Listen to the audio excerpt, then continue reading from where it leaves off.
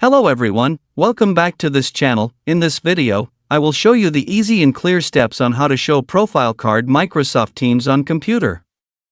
So how to show profile card Microsoft Teams on computer?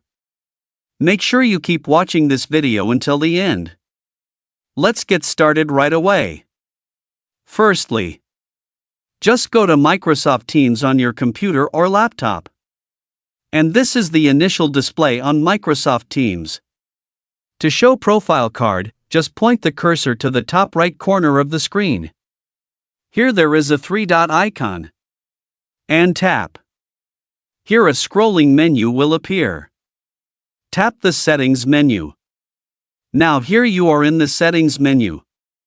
Enter the Privacy menu. This is already in the Privacy menu. Scroll down to find the Your Profile menu. Tap the Manage Profile menu. Now the Your Profile menu will appear.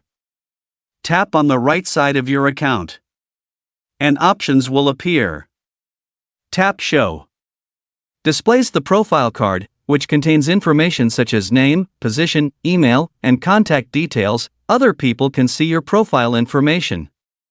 So that's it, tutorial how to show profile card Microsoft Teams on computer. Thank you for watching.